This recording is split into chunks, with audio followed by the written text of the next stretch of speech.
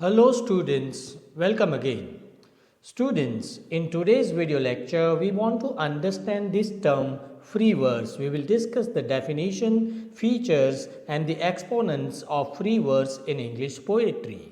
See, this term free verse is also known as vers libre in French language, okay, and this is a modern literary device which has been adopted by the modern writers, especially 20th century poets, okay. The new poetry is mostly written in free verse, okay. It is called free verse. Why? Because here the poets are enjoying the freedom to use the words as they like.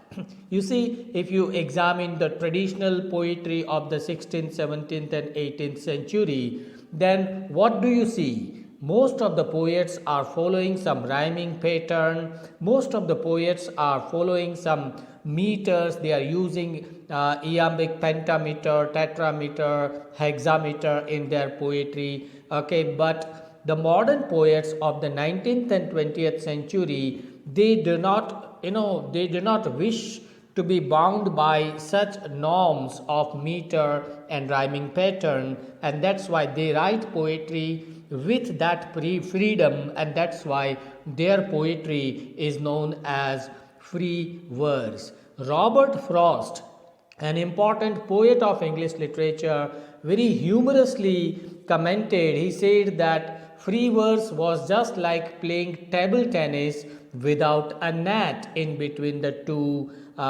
players. Okay, so that's just for fun. But let me tell you, if someone asks you who is the most important exponent or the father of free verse in English poetry, then remember this name, Walt Whitman. Walt Whitman, who is an American poet, is considered as the father of free verse. He published Leaves of Grass, which is an anthology of his poems published in 1855, and there you find the use of free verse. To understand free verse, you need to compare it with the traditional poetry. The free verse became popular in English poetry 19th century onwards, but before that, there was traditional poetry. If you see this example on the screen, this poem is written by William Shakespeare. There you find proper rhythm, proper rhyming pattern, and proper use of meter by William Shakespeare. Even you can sing this with the help of meter and rhyming pattern.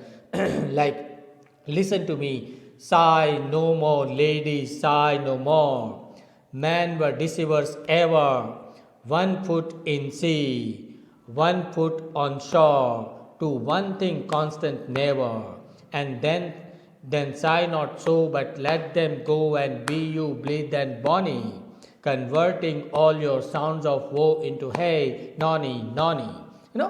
Music, melody comes out from this poem, which is a traditional poetry, and this music comes from what? It comes from the meter used by poetry. It comes from the rhyming scheme. Like you see, the last word of the first line, more, rhymes with the last word of the third line, shore. Okay, in the same manner, the words ever rhymes with never, go with woe, and bonny with nonny.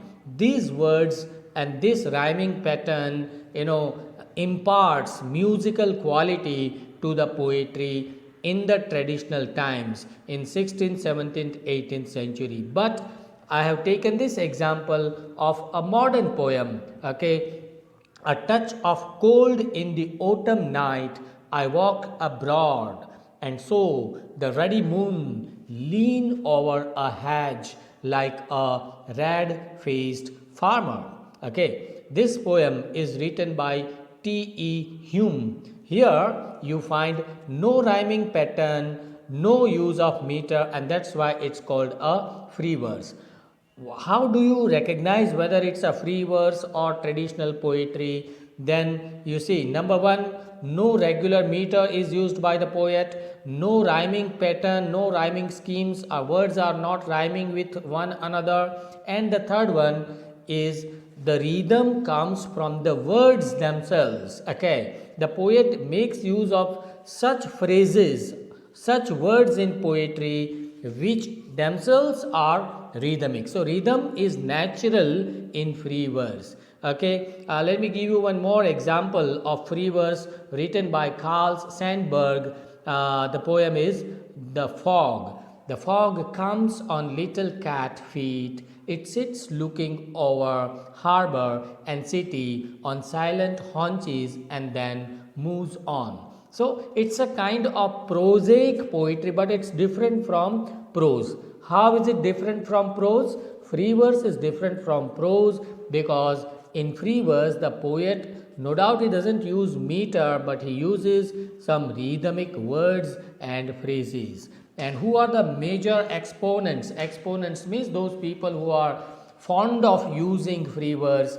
Then you have these names: Walt Whitman, T.S. Eliot, Ezra Pound, T.E. Hume, F.S. Flint, Sylvia Plath. These are all modern poets of the 20th century who have used free verse freely in their poetry. So I hope now the concept is clear.